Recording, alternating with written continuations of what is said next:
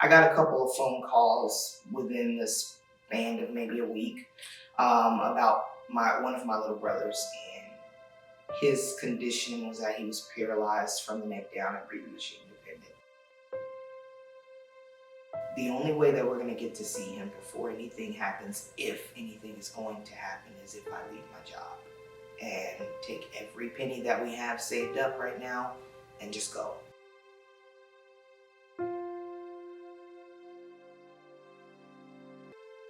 Maybe about a week or two later, I ended up, heading back to Florida. We had moved out of our home, put everything in storage before leaving. I had a couple of points for like hotels and things like that.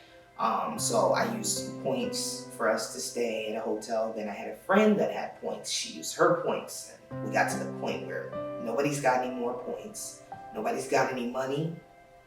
And there's nobody that we can call up and say, hey, can we come and spend the night?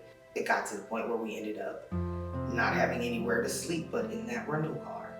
I was worried the first couple times we did it because I've never had to sleep in a car before, so now I've got the weight of what's going on in this situation on my shoulders, plus the fact that maybe I'm not such a good mother. That all this stuff started kind of playing in my head. So it took me maybe the first 2 days to even sleep in that car because I was afraid that if I closed my eyes, the fact that I already feel like a bad mom is gonna be even worse if something happens and I'm asleep. Well, one of the guys, we call him our buddy. I was getting ready to fall asleep and he pulls up there and he goes, hey, I didn't mean to scare you, but I have something for you. So he opens the trunk and he pulls out these bags and he's got food in there. And I was like, I'm homeless. I was like, how am I homeless? How does this, work? How does this happen? Is this how it starts for people that have been out here for a long period of time? Or I got to work immediately and I started calling every single place that I could Google looking for help. And it wasn't until we found that guy from the church. He says, hey, I have a connection, with somebody at a place called Dawning Family Services. I have a phone number and I want you to dial it. And I got a phone call back. It was none other than Manuela. She said, we do have an opening. And I was just like looking around and I was like, is this real? Like, is this seriously happening? She said, but I'm definitely gonna do my part to advocate as much as I can for you. So, and she did. Manuela was awesome. She was awesome.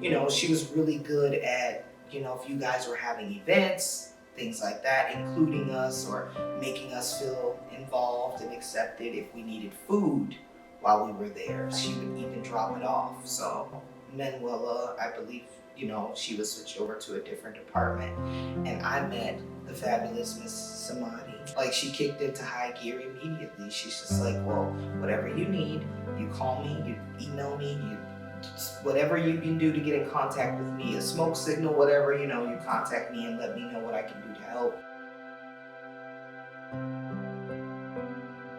Listen, advocating, if that is what people are looking for, that you have that.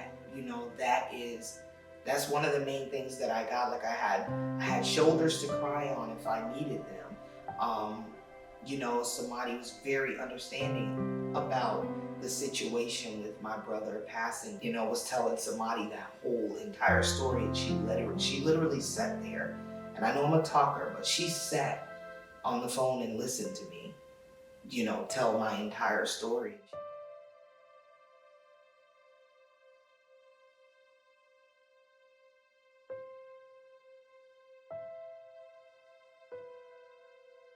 I don't know, just it was so unreal to me that there was a place here that was willing to do all that for you, because I had been through so many that didn't do anything or couldn't do anything, that to come across you guys and do all this, like, I want people to know that if they hear the name Dawning Family Services, it's just exactly what it says. It means what it says. They're family, and they're gonna service you the best way they know how.